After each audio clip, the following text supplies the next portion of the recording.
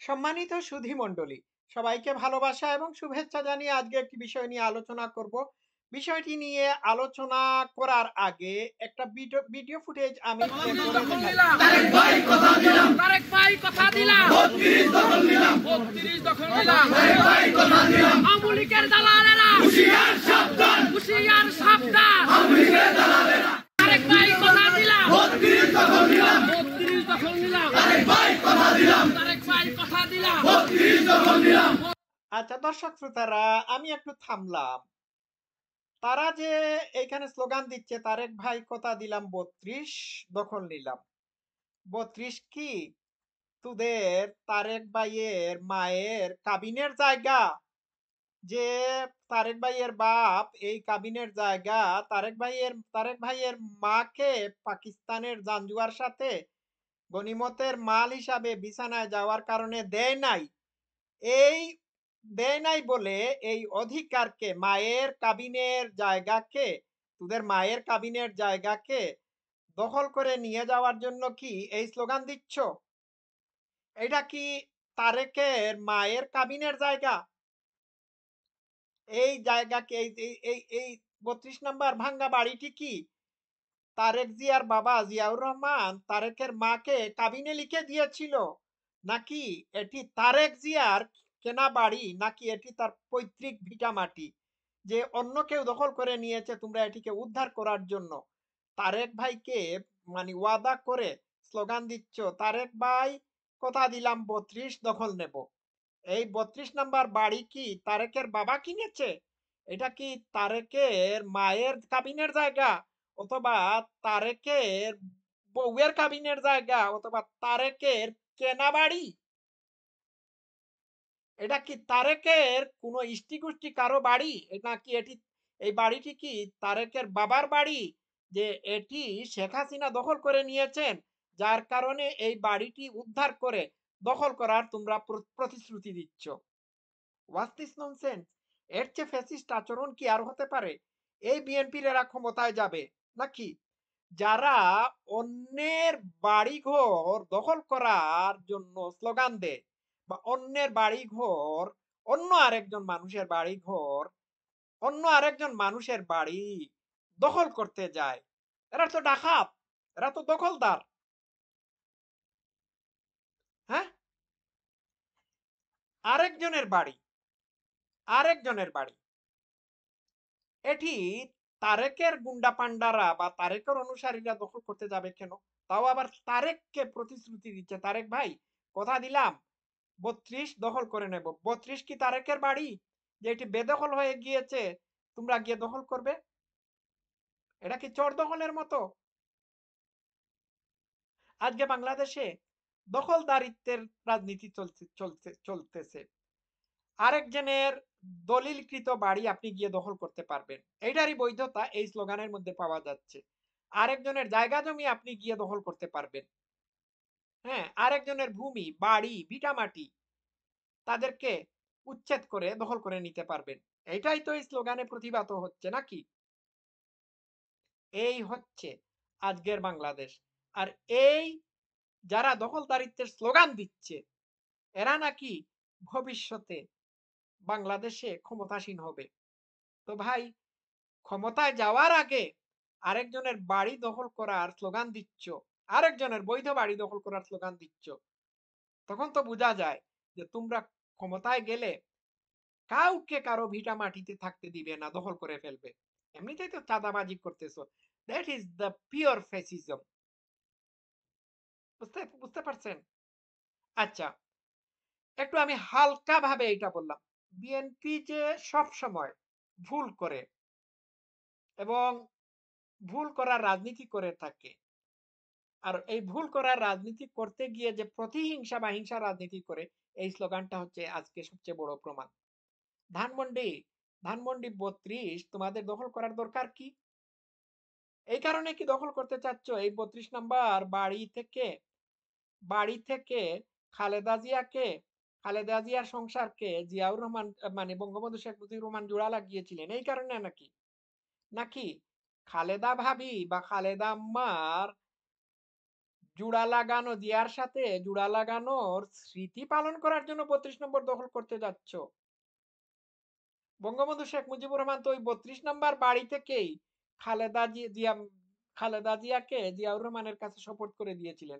জিয়াউর রহমান তো তাকে নিতেই চায় নাই। কারণ সে যে পাকিস্তানি জেনারেল জাঞ্জুয়ার গনিমতের মাল হিসাবে ৯ মাস তার শয্যাসঙ্গিনী ছিল এই কারণে।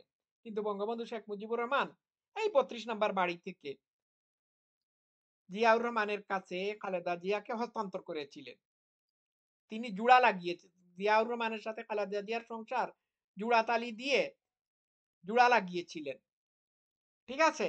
এই কারণেই বুঝি ৩২ দখল করতে যাচ্ছ না? তো আমার এটা আমি স্যাটারিং করে বললাম, এইটা আমার আলোচ্য বিষয় না। এটা আমার আলোচ্য বিষয় না। আমার আলোচ্য বিষয় অন্য জায়গায় এবং সেটি আমি আলোচনায় নিয়ে আসতেছি।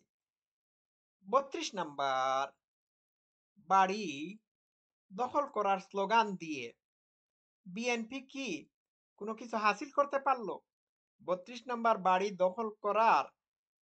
দখলে নেওয়ার হুমকি দিয়ে কিংবা ৩২ নাম্বার ধানমন্ডি ৩২ এ গিয়ে বঙ্গবন্ধু শেখ মুজিবুর রহমানের প্রতি শ্রদ্ধা নিবেদন করাটাকে বাধাগ্রস্ত করে বিএনপি প্রমাণ করলো তারা স্বাধীনতা বিরোধী চক্র। এটি বিএনপির একটি বড় ফল। বিএনপি যদি চালাক হতো তাহলে তারা এই কাজটি করত না। জিয়াউর রহমান যখন জীবিত ছিলেন, খালেদা জিয়া যখন জীবিত ছিলেন, তখনও তো বিএনপির কোন নেতাকর্মীরা ৩২ নাম্বার দখলে নিয়েছিল? নেয় নাই। আজকে ইউনূসের শাসন আমলে তারা এই কাজটি কেন করলো? এই কাজটি করে তারা প্রমাণ করলো যে তারা স্বাধীনতা বিরোধী।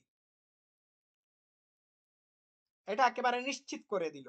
কারণ ৩২ নাম্বার ধানমন্ডি ৩২ নাম্বার বাড়িটি হচ্ছে স্বাধীনতা যুদ্ধের বা বাংলাদেশের জন্মের আঁতুড়ঘর।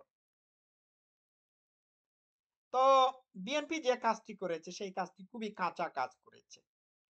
এটা আমি বললাম। আচ্ছা যাকগে। বিএনপির রাজনীতি তো এইরকম। আচ্ছা। এইবার ইউনূসের এই যে সাঙ্গপাঙ্গরা সবসময় শেখ হাসিনাকে ফ্যাসিস্ট বলে মুখ দিয়ে ফেনা তুলে ফেলে। তারা ফ্যাসিস্ট শব্দ জানে?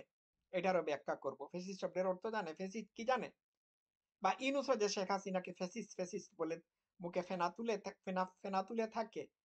ইউনূস ইউনূস যে ফ্যাসিস্ট সে কি সে জানে? তো ইউনূসের ফ্যাসিজমের একটি ফ্যাসিস্ট হওয়ার একটি উদাহরণ দিচ্ছি আমি। আচ্ছা একটু দেখাই। আচ্ছা এই যে রিক্সা ড্রাইভার ৪০০ টাকায় ফুল কিনে ধানমন্ডি ৩২ এ বঙ্গবন্ধু শেখ মুজিবুর রহমানকে শ্রদ্ধা জানাতে গিয়েছিল আজিজুর আজিজুর রিক্সা ড্রাইভার। তার গায়ে আঘাত করা হয়, মবের হামলার শিকার হয়। এখন সেই সরল মানুষটি জেলের কুঠায়। তাকে জেলের কুঠায় নেওয়া হয়েছে এবং শুনলে অবাক হবেন তার বিরুদ্ধে হত্যা মামলার অভিযোগ করা হয়েছে। ভাই আমারে কেউ মাইরা ফেলান। বাংলাদেশে এখন যাকে ইচ্ছা তাকে হত্যা মামলার আসামি করা হয়। যে হত্যা শব্দটির আর কোনো অর্থই থাকতেছে না। এটা এক্কেবারে মিনিংলেস হয়ে গিয়েছে।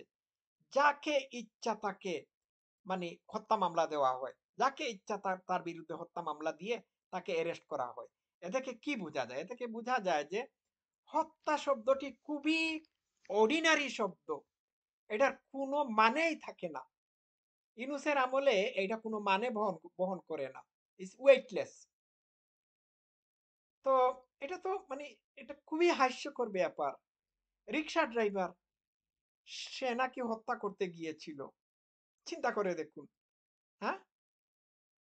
তাহলে বোঝা যাচ্ছে যে বাংলাদেশে যে হত্যা মামলাগুলো করা হচ্ছে এগুলো সম্পূর্ণরূপে ভুয়া, মিথ্যা এবং হাস্যকর। যার নামে যাকে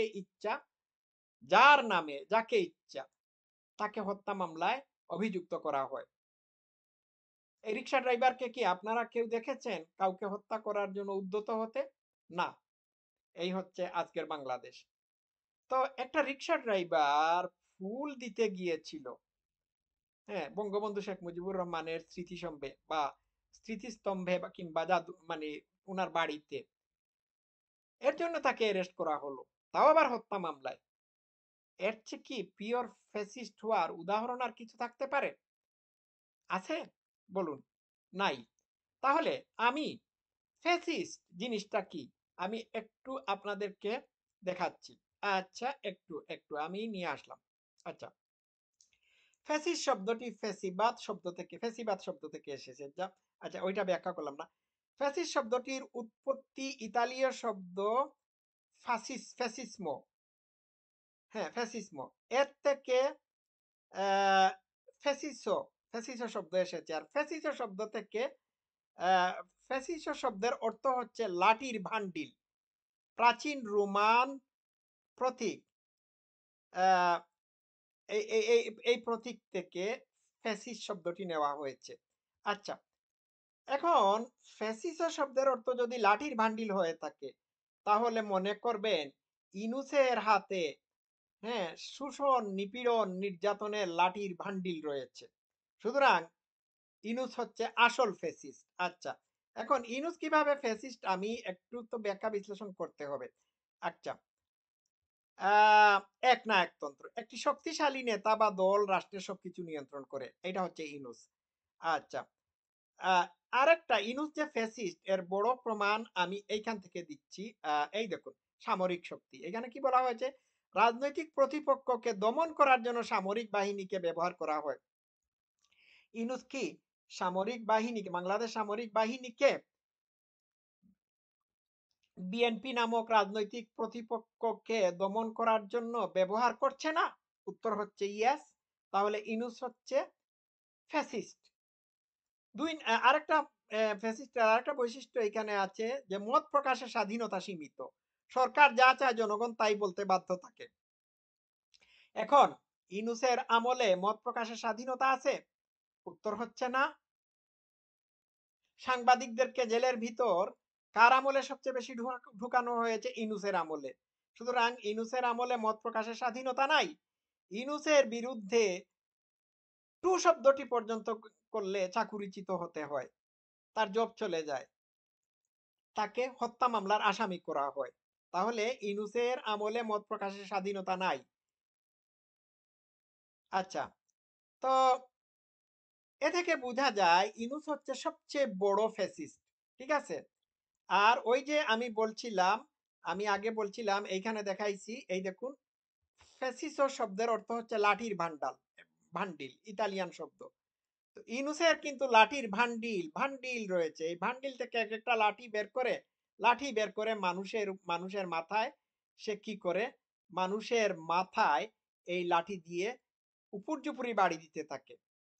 এটি একটি প্রতীকী শব্দ এবং ঐক্যের প্রতীক হিসাবে ব্যবহার হতো, যেখানে অনেকগুলো লাঠি একটি কুড়ালকে ঘিরে রাখা হতো। এটা প্রতীকী। তো এ থেকে বোঝা যায় ইনুস হচ্ছে পিওর ফ্যাসিস্ট। দর্শক শ্রোতারা, আমি এইটুকুই আজকে বলার জন্য এসেছিলাম। ও আচ্ছা, আমি ভুলে গেছি। আজকে কিন্তু আমি হাঁস উপদেষ্টা চিনতে পারতেছেন তো? ওই যে ওয়েস্টিনে গেছিল হাঁসের কুঁজে গেছিল। তার ব্যাপারে আজকে না হয় আলোচনা নাই করলাম। এইটার নাম হাঁস উপদেষ্টা। ওইটা রাজহাঁস উপদেষ্টা না। রাজহাঁস না। ওইটা হচ্ছে পাতিহাঁস। দেখতেও পাতিহাঁসের মতো লাগে। আজ থেকে তার নাম হচ্ছে হাঁস উপদেষ্টা। সবাই ভালো থাকবেন। Love you all. Bye by.